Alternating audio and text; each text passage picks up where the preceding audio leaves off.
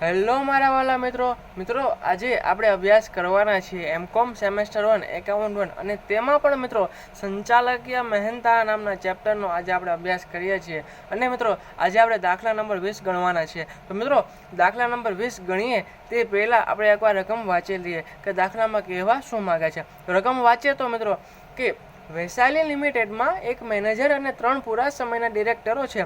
મેનેજરને 5% અને દરેક પૂરા સમયના ડિરેક્ટરોને 2% નફા પર કમિશન આપવામાં આવે છે। મેનેજરના કમિશનની ગણતરી તેમનું કમિશન તથા પૂરા સમયના ડિરેક્ટરોને આપેલ કમિશન પછી વધતા નફા પર કરવામાં આવે છે। જ્યારે પૂરા સમયના ડિરેક્ટરને આપેલ કમિશન તેમનું કમિશન તથા મેનેજરને કમિશન આપ્યા પછીના નફા પર કરવામાં આવે છે। તારીખ 31મી માર્ચ 2006ના રોજ પૂરા થતા વર્ષના નફા નુકસાન ખાતું નીચે મુજબ આપેલું છે। તો મિત્રો ચાલો આપણે નફા નુકસાન ખાતું જોઈએ કે નફા નુકસાન ખાતામાં શું વિગત આપેલી છે। તો મિત્રો નફા નુકસાન ખાતાની ઉધાર બાજુની વિગતો જોઈએ કે વહીવટી વેચાણ ખર્ચા, વેચાણ વિતરણ ખર્ચા, ડિબેન્ચર બહાર પાડવાનો ખર્ચ, ઘસારાની જોગવાઈ, માંડી વાળેલ ડિબેન્ચર વટાવ, વિકાસ વળતર અનામત, સંચાલકીય મહેનતાણું, આવકવેરાની જોગવાઈ, રોકાણો વેચાણની ખોટ, સૂચિત ડિવિડન્ડ, પગાર બોનસ, વૈજ્ઞાનિક સાધનોની ખરીદી, કાલખાત અનામત, અમાન્ય દાન, મૂડી સ્વરૂપનું સમારકામ, ગયા વર્ષનું બોનસ, ડિબેન્ચર વ્યાજ, ડિરેક્ટરની ફી। અને મિત્રો આપણે નફા નુકસાન ખાતાની જમા બાજુની વિગતો જોઈએ તો ગયા વર્ષનો નફો, મળેલ પ્રીમિયમ, જપ્ત થયેલ શેર પરનો નફો, ડિવિડન્ડ, ત્યારબાદ મિત્રો રાજ્ય સરકારની સબસિડી, પ્લાન્ટ વેચાણનો નફો। મિત્રો આ આપણે નફા નુકસાન ખાતાની વાત જોઈએ। હવે મિત્રો વધારાની માહિતી આપેલી છે કે હવાલા આપેલા છે તે જોઈ લઈએ કે પહેલો હવાલો છે એટલે કે મતલબ કે વધારાની માહિતીમાં પહેલી વિગત છે વેચાણ વિતરણ ખર્ચની 50% રકમ નવા શોરૂમના ખર્ચને અંગેની છે। ત્યારબાદની વિગત ઘસારાની જોગવાઈમાં વિકાસ વળતરના 14,000નો સમાવેશ થાય છે। ત્યારબાદ મિત્રો આવકવેરાની જોગવાઈમાં સરટેક્સનો સમાવેશ થાય છે। કેટલા ટકા? 10%। પગાર અને બોનસની રકમમાં ગયા વર્ષનો બાકી પગાર 22,000 અને એક કર્મચારીને એક્સ ગ્રેશિયા ચૂકવણી 15,000નો સમાવેશ થાય છે। કાલખાત અનામત ખાતે માંડી વાળેલ કાલખાત 10,000 છે। ચાલુ વર્ષ માટે બોનસની જોગવાઈ 38,000 અંદાજવામાં આવી છે। પ્લાન્ટ ઘસારા બાદ કિંમત પર 40% નફો લઈ વેચવામાં આવ્યો હતો। ઘસારાનો દર 10% હતો। તો મિત્રો આ આપણે રકમ વાંચી લીધી છે। ચાલો મિત્રો હવે દાખલો ગણવાની શરૂઆત કરીએ। મિત્રો દાખલો ગણીએ તે પહેલાં મારી તમને એક વિનંતી છે, કદાચ તમે અમારી ચેનલ હજુ સુધી સબસ્ક્રાઈબ નથી કરી તો કરી લો, જેથી કરીને આવા જ અવનવા દાખલા તમને જાણવા મળે અને તમે શીખી શકો। મિત્રો તો ચાલો આપણે દાખલાની શરૂઆત કરીએ। તો મિત્રો સૌપ્રથમ લખી દઈએ સંચાલકીય મહેનતાણા માટેના ચોખ્ખા નફો દર્શાવતું પત્રક। ત્યારબાદ મિત્રો વિગત રકમ। મિત્રો આપણને ખ્યાલ છે કે કોઈ પણ દાખલો ગણીએ સંચાલકીય મહેનતાણા નામના ચેપ્ટરનો સૌપ્રથમ શું લખીએ છીએ? નફા નુકસાન ખાતા મુજબનો ચોખ્ખો નફો। તો મિત્રો આ દાખલામાં પણ લખી દઈએ નફા નુકસાન ખાતા મુજબનો ચોખ્ખો નફો। તો લખી દીધું મિત્રો નફા નુકસાન ખાતા મુજબનો ચોખ્ખો નફો મિત્રો। ત્યારબાદ મિત્રો નફા નુકસાન ખાતા મુજબ ચોખ્ખો નફો કેટલા રૂપિયા આપેલો છે કે 2,85,000, જે આપણે આઉટર કોલમમાં લખી દઈએ 2,85,000 રૂપિયા। ત્યારબાદ મિત્રો આપણે કઈ વિગત લખીએ છીએ કે ઉમેરો કરીને લખીએ છીએ। ઉમેરો કરીને શું લખીએ છીએ મિત્રો? જો તમને ખ્યાલ છે, યાદ છે મિત્રો તો તમે કોમેન્ટમાં જણાવી દો મિત્રો। લખીએ છીએ ઉમેરો કરીને કે મજરે ન મળે તેવા ખર્ચા। શું લખીએ મિત્રો? મજરે ન મળે તેવા ખર્ચા। ત્યારબાદ મિત્રો થોડી જગ્યા મૂકીને આપણે શું વિગત લખીએ છીએ કે બાદ કરીને લખીએ છીએ। એમાં કઈ વિગત લખીએ મિત્રો? તમને જો ખ્યાલ છે મિત્રો તો તમે કોમેન્ટમાં જણાવો, જેથી કરીને મને પણ આઈડિયા આવે કે તમને ખ્યાલ છે કે નથી ખ્યાલ। તો મિત્રો એ આપણે થોડી જગ્યા મૂકીને લખીએ છીએ। હા, શું લખીશું મિત્રો? બાદ કરીને મજરે ન મળે તેવી આવકો, મજરે ન મળે તેવી આવકો। ઓકે મિત્રો આ પ્રમાણે લખી દીધું। હવે એક પછી એક વધારાની માહિતી એટલે કે હવાલા જોતા જઈએ અને દાખલો ગણવાની શરૂઆત કરી દઈએ। તો પહેલું વિગત છે કે વેચાણ વિતરણ ખર્ચની 50% રકમ નવા શોરૂમ ખર્ચ અંગેની છે। તો મિત્રો વેચાણ વિતરણ ખર્ચ છે એ ધંધા માટે કરવો જોઈએ અને નફા નુકસાન ખાતામાં લખાય, પરંતુ મિત્રો નવા શોરૂમનો ખર્ચ છે એ નફા નુકસાન ખાતામાં લખાય નહીં, જેથી કરીને આપણે ઉમેરોમાં લખી દઈએ। શું લખીશું મિત્રો? નવા શોરૂમનો ખર્ચ, નવા શોરૂમનો ખર્ચ મિત્રો કેટલા રૂપિયા છે મિત્રો એ આપણને કીધું છે. આપણને એમ કહ્યું છે કે વેચાણ વિતરણ ખર્ચની 50% રકમ નવા શોરૂમના ખર્ચની છે. તો મિત્રો વેચાણ વિતરણ ખર્ચ કેટલા રૂપિયા છે? 60,000. તો એના 50% એ નવા શોરૂમના ખર્ચના છે. તો નવા શોરૂમનો ખર્ચ કેટલો થશે મિત્રો? 60,000ના 50% એટલે 30,000 રૂપિયા થશે મિત્રો. એ ધ્યાન રાખવાનું મિત્રો કે આપણે ભૂલથી ઉતાવળે જલ્દી હોય તો આપણે નવા શોરૂમનો ખર્ચ ડાયરેક્ટ આપણે 60,000 ના લખી દઈએ. એમ કહ્યું છે કે વેચાણ વિતરણ ખર્ચના 50%. તો 60,000ના 50% એટલે 30,000 રૂપિયા આવશે મિત્રો. ત્યારબાદની વિગત છે મિત્રો, ઘસારાની જોગવાઈમાં વિકાસ વર્તનના 14,000નો સમાવેશ થાય છે. તો મિત્રો વિકાસ વર્તનનો સમાવેશ થાય છે. ઘસારો લખાય પરંતુ વિકાસ વળતર એ નફા નુકસાન ખાતામાં ન લખાય. જેથી કરીને આપણે ઉમેરોમાં લખી દઈએ વિકાસ વળતર. કેટલા રૂપિયા છે મિત્રો? 14,000 રૂપિયા. ત્યારબાદ મિત્રો કઈ વિગત છે? આવકવેરાની જોગવાઈમાં 10% સરટેક્સનો સમાવેશ થાય છે. તો મિત્રો આવકવેરાની જોગવાઈ જોઈએ તો આવકવેરાની જોગવાઈ કેટલા રૂપિયા? તો મિત્રો સૌપ્રથમ તો આપણને ખબર હોવી જોઈએ કે આવકવેરાની જોગવાઈ એ નફા નુકસાન ખાતામાં લખાય કે ન લખાય. મિત્રો આવકવેરાની જોગવાઈ એ નફા નુકસાન ખાતાની ઉધાર બાજુ લખવાની નથી હોતી. જેથી કરીને આપણે આવકવેરાની જોગવાઈ એ ઉમેરોમાં લખી દઈએ. પરંતુ આવકવેરાની જોગવાઈ આપણે ઉમેરોમાં લખીએ તેમાંથી સરટેક્સ બાદ કરવો પડે. તો મિત્રો આવકવેરાની જોગવાઈ કેટલી છે એ પહેલાં જોઈએ. તો મિત્રો 1,21,000 રૂપિયા આવકવેરાની જોગવાઈ છે. તો મિત્રો 1,21,000 રૂપિયા છે. એમાં આપણે કેટલા ટકા સરટેક્સ સમાયેલો છે કે 10%. તો મિત્રો આ રકમ કેટલા હોય? 110% હોય. તો આપણે કેટલા ટકા? આપણે ખાલી આવકવેરાની જોગવાઈ લખવાની, સરટેક્સ બાદ કર્યા પછીની. કેમ કે 1,21,000માં સરટેક્સ સમાયેલા છે. હા મિત્રો 1,21,000માં સરટેક્સ સમાયેલા છે. તો ધારો કે આવકવેરાની જોગવાઈ 100% હોય અને મિત્રો 10% સરટેક્સ, તો 110% થયું. તો 1,21,000 આવકવેરાની જોગવાઈ જેમાં સરટેક્સ સમાયેલો છે એ રકમ છે. તો 110% એ થઈ તો 100% કેટલા રૂપિયા થશે મિત્રો? કેલ્સીમાં કરીએ કે 100 ગુણ્યા 1,21,000 ભાગ્યા 110 રૂપિયા એટલે કેટલા રૂપિયા થશે મિત્રો? 1,10,000 મિત્રો. 1,10,000 રૂપિયા લખી દઈએ મિત્રો. એ સરટેક્સ બાદ કહેવાશે. ત્યારબાદ મિત્રો જોઈએ હવાલો કે પગાર અને બોનસની રકમમાં ગયા વર્ષનો બાકી પગાર 22,000 છે. મિત્રો ગયા વર્ષનો બાકી પગાર હોય અને આ વર્ષે લખી દઈએ છીએ તો લખાય ન લખાય. જેથી કરીને ઉમેરોમાં લખી દઈએ ગયા વર્ષનો પગાર કેટલા રૂપિયા છે મિત્રો? 22,000 રૂપિયા. તો લખી દઈએ ઇનર કોલમમાં. ત્યારબાદ મિત્રો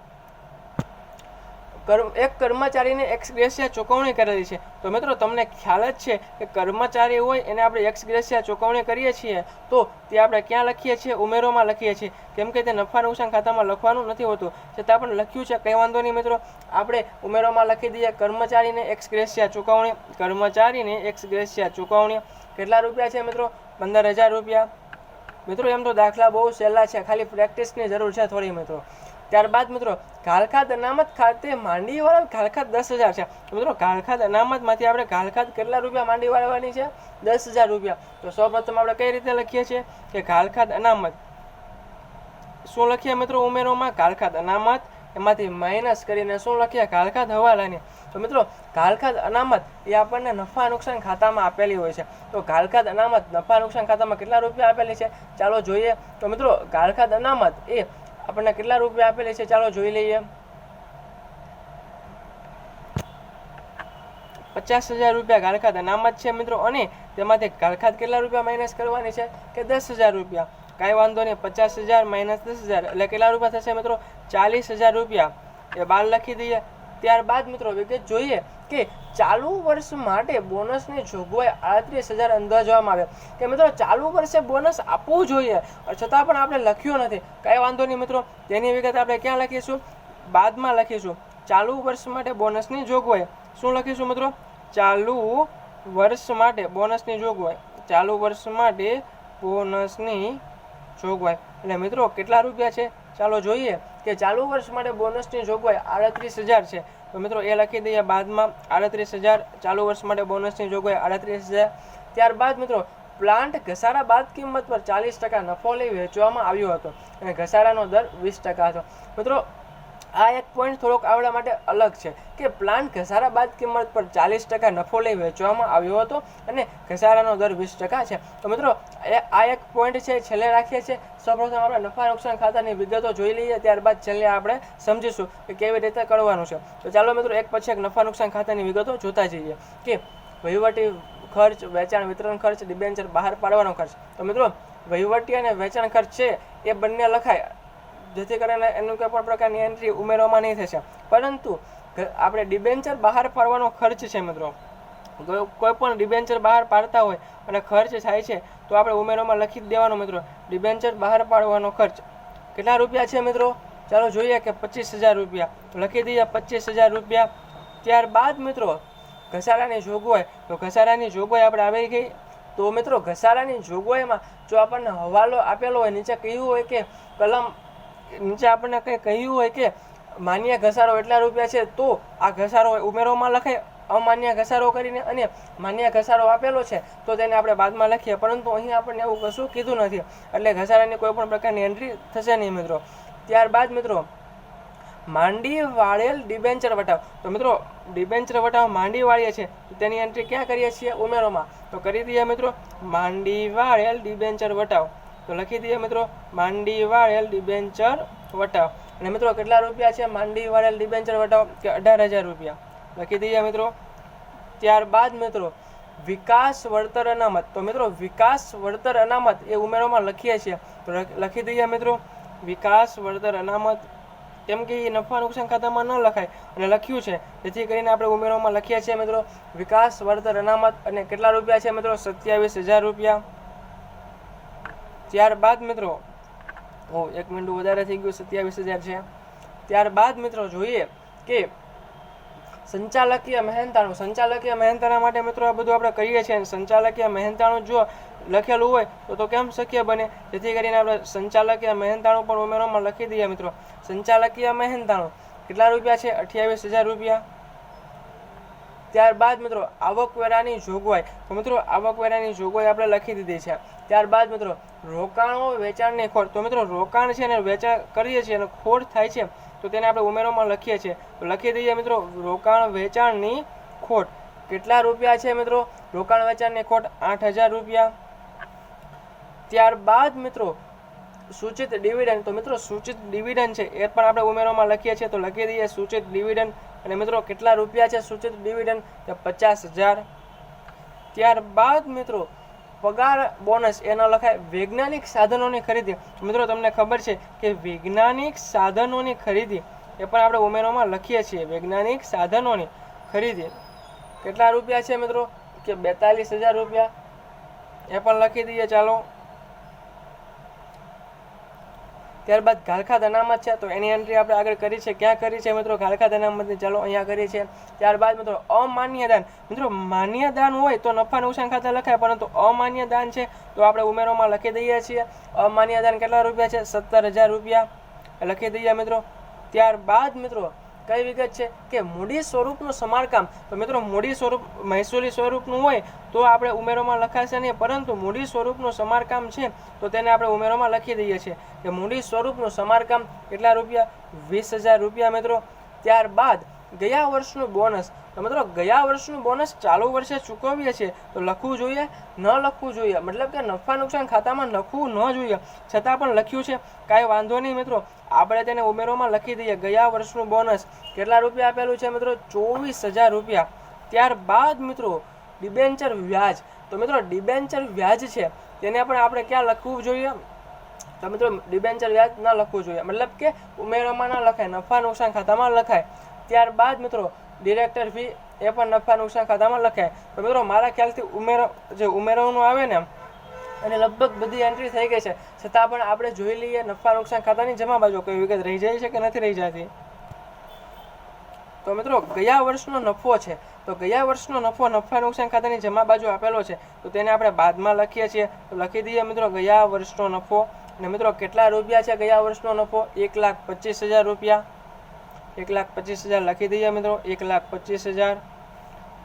ત્યારબાદ મિત્રો મળેલ પ્રીમિયમ. તો મિત્રો પ્રીમિયમ મળે છે તો તેને પણ આપણે બાદમાં લખી દઈએ. મળેલ પ્રીમિયમ કેટલા રૂપિયા છે મિત્રો? 40,000 રૂપિયા. ત્યારબાદ મિત્રો જપ્ત શેર પરનો નફો. મિત્રો આપણે કોઈ શેર જપ્ત કરીએ છીએ અને ફરીથી વેચીએ છીએ અને નફો થાય છે તો તેને આપણે બાદમાં લખીએ છીએ. તો લખી દઈએ જપ્ત શેર પર નફો. કેટલા રૂપિયા છે મિત્રો? 25,000 રૂપિયા. ત્યારબાદ મિત્રો જોઈએ કે ડિવિડન્ડ કે અને ડિવિડન્ડ એ આપણે નફા નુકસાન ખાતામાં લખેલું છે, જેથી કરીને એની એન્ટ્રી બાદમાં નહીં કરીએ. પરંતુ મિત્રો એમાં કાઉન્સમાં લખ્યું છે કે મૂળ સ્થાને કપાત 21,000. તો મિત્રો ડિવિડન્ડ પર મૂળ સ્થાને કપાત એટલે કે એ આપણે ઉમેરોમાં લખીએ છીએ કે ડિવિડન્ડ પર મૂળ સ્થાનેથી કપાત કેટલા રૂપિયા છે મિત્રો? 21,000. તેને આપણે ઉમેરોમાં લખી દઈએ કે TDS કરીને લખીએ તો પણ ચાલે, અથવા લખી દેવાનું ડિવિડન્ડ પર મૂળ સ્થાનેથી કપાત કેટલા રૂપિયા? 21,000 રૂપિયા. ત્યારબાદ મિત્રો રાજ્ય સરકારની સબસિડી એ પણ આપણે નફા નુકસાન ખાતાની જમા બાજુ લખાય અને લખેલું છે, જેથી એની કોઈ પણ પ્રકારની એન્ટ્રી થશે નહીં. હવે મિત્રો છે પ્લાન્ટ વેચાણનો નફો, જે આપણે એક હવાલો બાકી રાખેલો છે, તમને ખ્યાલ હોય તો મિત્રો પ્લાન્ટ વેચાણનો નફો આપણે અહીંયા જોઈએ કે કેવી રીતે મેળવીશું. પરંતુ મિત્રો તમને ખ્યાલ છે ને કે પ્લાન્ટ વેચાણનો કયો નફો લખાય છે? શું તમને ખ્યાલ છે મિત્રો? તો તમે કમેન્ટમાં જણાવો. યસ મિત્રો, કે પ્લાન્ટ વેચાણનો આપણે કયો નફો લખીએ મિત્રો? મૂડી નફો. લખી દઈએ મિત્રો પ્લાન્ટ વેચાણનો મૂડી નફો. પ્લાન્ટ વેચાણનો મૂડી નફો. પરંતુ મિત્રો આપણને આમાં મૂડી નફો આપેલો નથી, જેથી કરીને આપણે મૂડી નફો શોધવો પડશે. તો ચાલો આપણે મૂડી નફાની ગણતરી કરીએ. લખી દઈએ પ્લાન્ટ વેચાણના મૂડી નફાની ગણતરી. તો મિત્રો આપણે પહેલાં સૌપ્રથમ જોવાની કઈ કઈ વિગત આપણને આપેલી છે. તો મિત્રો નફા નુકસાન ખાતામાં કહ્યું છે કે પ્લાન્ટ વેચાણનો નફો, એમાં કાઉન્સમાં કહ્યું ઉપજેલ કિંમત અને ઘસારા બાદ કિંમત વચ્ચેનો તફાવત કેટલા રૂપિયા છે? 32,000. તો મિત્રો જે ઉપજ કિંમત અને ઘસારા બાદ કિંમતનો તફાવત આપણને આપેલો છે. અને હવે મિત્રો આપણે હવાલો જોઈએ કે પ્લાન્ટ ઘસારા બાદ કિંમત પર 40% નફો લઈ વેચવામાં આવ્યો હતો અને ઘસારાનો દર 20% હતો. તો મિત્રો આપણે આ વાંચીએ તો આપણને બહુ આઈડિયો ન આવે, જેથી કરીને જે પ્રમાણે આમ ગણતરી કરું છું એ પ્રમાણે તમારે ગણતરી કરવાની, જેથી કરીને તમને પણ વ્યવસ્થિત સમજાય અને પરીક્ષામાં તમે વ્યવસ્થિત સરળતાથી તે દાખલો ગણી શકો. તો મિત્રો સૌપ્રથમ શું કહ્યું છે? નફા નુકસાન ખાતાની જમા બાજુ કે ઉપજેલ કિંમત અને ઘસારા બાદ કિંમત વચ્ચેનો તફાવત છે. તો કાંઈ વાંધો નહીં મિત્રો, સૌપ્રથમ તમારે લખી દેવાની ઉપજ કિંમત. શું લખવાનું? ઉપજ કિંમત અને ઘસારા બાદ કિંમત એનો તફાવત આપેલો છે. કેટલા રૂપિયા મિત્રો?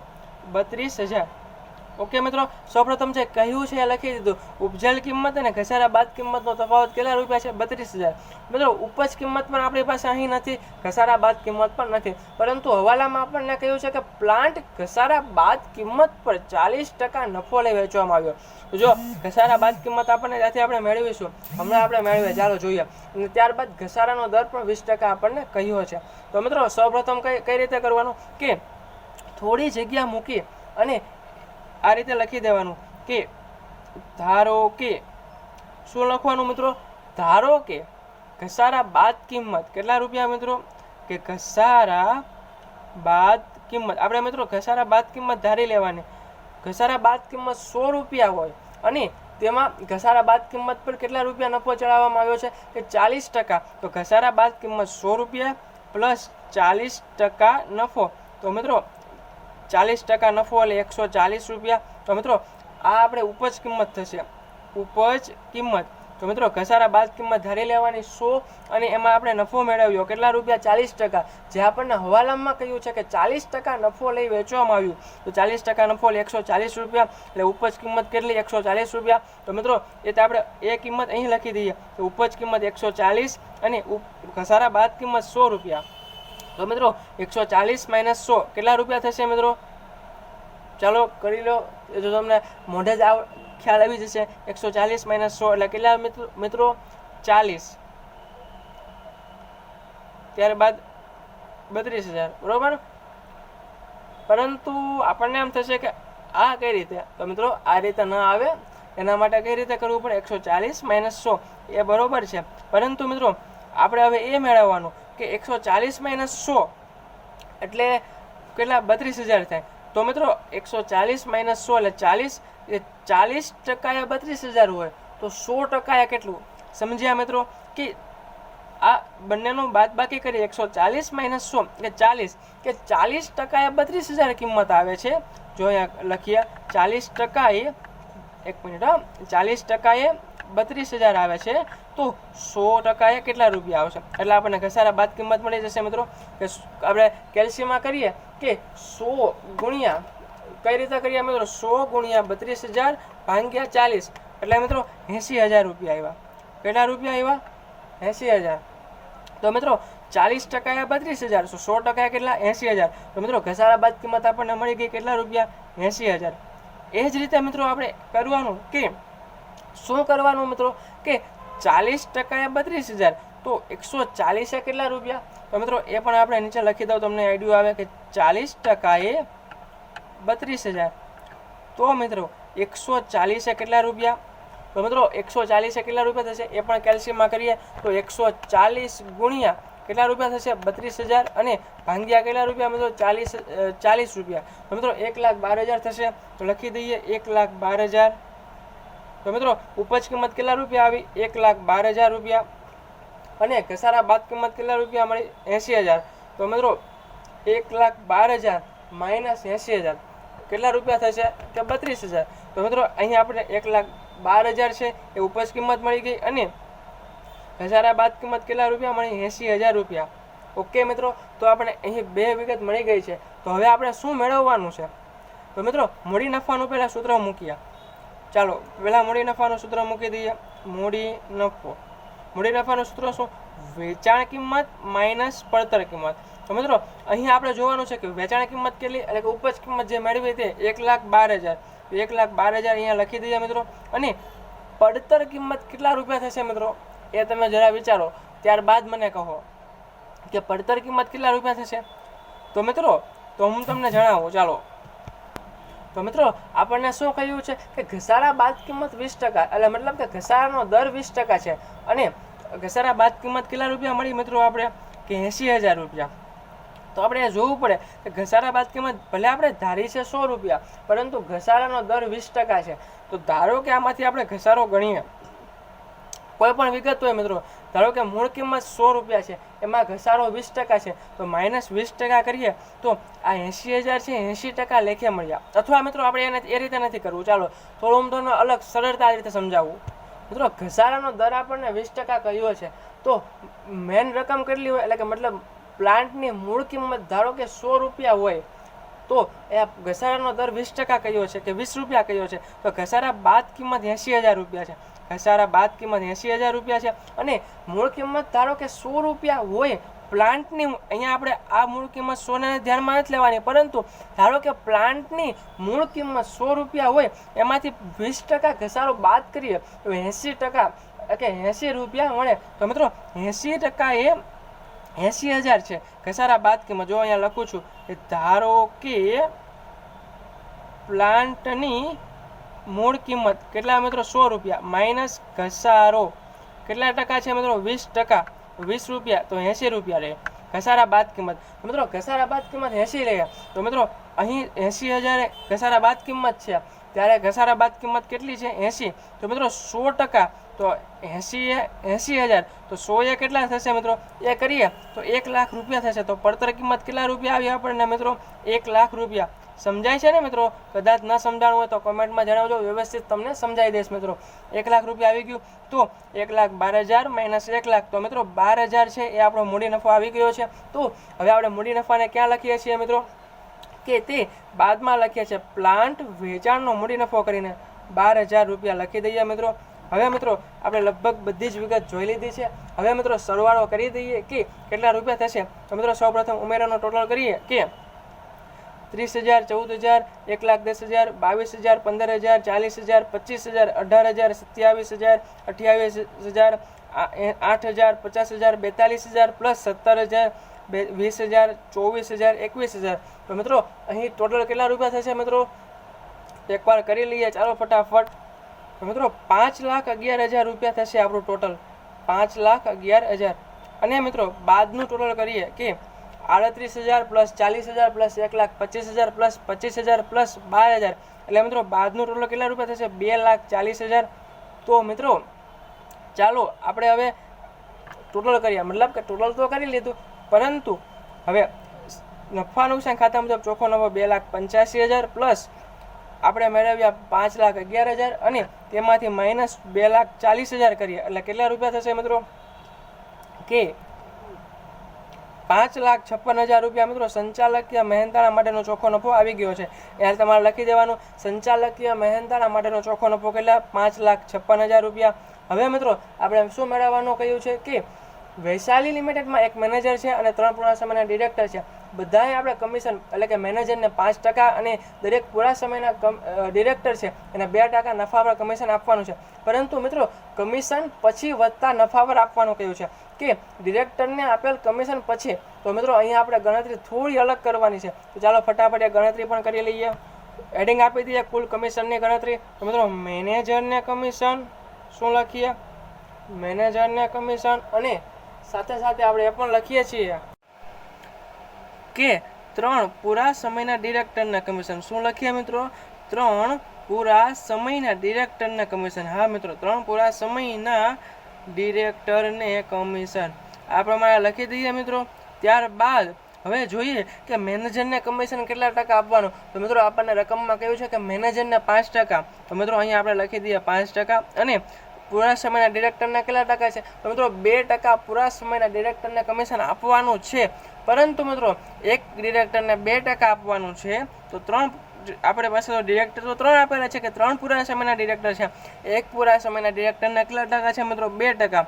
એવા આપણી પાસે 3 ડિરેક્ટર છે તો 2 × 3 એટલે કેટલા 6% થશે મિત્રો। તો 5 + 6 એટલે 11%। તો મિત્રો કુલ કમિશન આપણને મળી ગયું કેટલા ટકા મિત્રો 11%। અહીંયા લખી દઈએ મિત્રો કુલ કમિશન। ત્યારબાદ મિત્રો આપણે હવે કુલ કમિશન આ ટકામાં મળી ગયું છે, હવે આપણે રૂપિયામાં શોધવાનું છે કુલ કમિશન રૂપિયામાં। તો મિત્રો એના માટે શું કરવાનું કુલ કમિશન રૂપિયામાં મેળવવું છે કંઈ વાંધો નહીં મિત્રો। આપણે એના માટે કઈ રીતે ગણતરી કરીએ કે આપણે સંચાલકીય મહેનતાણા માટેનો ચોખ્ખો નફો મેળવ્યો છે કેટલા રૂપિયા 5,56,000 અને એના ગુણ્યા મિત્રો 11% અને ભાંગ્યા મિત્રો કેટલા રૂપિયા કરવાના છે તમને મારા ખ્યાલથી ખ્યાલ છે કે 5,56,000 ગુણ્યા 11 ભાંગ્યા મિત્રો 111 આવશે। જ્યારે પણ આપણને કમિશન બાદ કર્યા પછી નફો આપવાનો કહ્યું હોય ત્યારે સંચાલકીય મહેનતાણા માટે ચોખ્ખો નફો ગુણ્યા 11 ભાંગ્યા 100 + 11 એ રીતે પણ કરી શકીએ અથવા ડાયરેક્ટ આપણે લખીએ છીએ 5,56,000 સંચાલકીય મહેનતાણા માટેનો ચોખ્ખો નફો ગુણ્યા 11 જે ટકાવાળી આપણે કુલ કમિશન મેળવી તે અને ભાંગ્યા 111। તો મિત્રો અહીં આપણો જવાબ કેટલા રૂપિયા આવશે 55,000 કેટલા રૂપિયા આવશે 55,099 રૂપિયા। તો મિત્રો આપણે કુલ કમિશન આવ્યું કેટલા રૂપિયા 95,099। તો મિત્રો હવે આ રકમમાંથી આપણે મેનેજરને અને 3 પૂરા સમયના ડિરેક્ટરને કમિશન આપવાનું છે। તો મિત્રો અહીં પહેલાં લખીએ કે મેનેજરને કમિશન તો મિત્રો એ કમિશન કહીએ આ રકમ પર આપવાનું થશે। તો મેનેજરને કમિશન આપીએ મિત્રો તો 55,099 અને મિત્રો એના ગુણ્યા 5% કરવાના ના મિત્રો, પરંતુ અહીંયા આપણે જેમ પદ્ધતિ ઉપયોગ કરવાની। આપણે કેમ જેમ પદ્ધતિમાં ઉપયોગ કરતા કે 5/6 તો 11 થાય। તો આપણે કોઈ પણ રકમ આપીએ કે 55,000 તો ગુણ્યા 5 ભાંગ્યા 6 ન લખીએ પરંતુ 11 લખીએ એ રીતે 55,099 ગુણ્યા 5 ભાંગ્યા કેટલા 11। તો મિત્રો મેનેજરના કમિશન કેટલા રૂપિયા આવશે 25,045 રૂપિયા। તો મિત્રો મેનેજરને કમિશન મળી ગયું છે 25,045 રૂપિયા। ત્યારબાદ મિત્રો પૂરા સમયના ડિરેક્ટરને કમિશન જોઈએ કે પૂરા સમયના ડિરેક્ટરને કમિશન અને મિત્રો એ કેટલા રૂપિયા આપવાનું છે તો ચાલો જોઈએ કે 55,099 ગુણ્યા કેટલા એનો કમિશનનો દર કેટલા છે 6%। તો 6 ભાંગ્યા 11 જે કુલ કમિશન આવે છેદમાં લખી દેવાનું 55,099 ગુણ્યા 6 ભાંગ્યા 11 એટલે કેટલા રૂપિયા થશે મિત્રો 30,045 મિત્રો 30,054 રૂપિયા। તો મિત્રો આપણે દાખલો કમ્પ્લીટ થઈ ગયો છે કે મેનેજરને કમિશન પણ આપી દીધું કેટલા રૂપિયા 25,045 અને પૂરા સમયના ડિરેક્ટરને પણ કમિશન આપી દીધું છે મિત્રો 30,054। તો મિત્રો અહીંયા આપણે દાખલો પૂર્ણ થાય છે। હવે મિત્રો મળીએ નવા વિડીયો સાથે નવા દાખલા સાથે। અને મિત્રો જો તમે અમારી ચેનલ હજુ સુધી સબસ્ક્રાઈબ નથી કરી તો કરી લેજો જેથી કરીને નવો વિડીયો આવે તુરંત તમે તે જોઈ શકો નિહાળી શકો। ધન્યવાદ।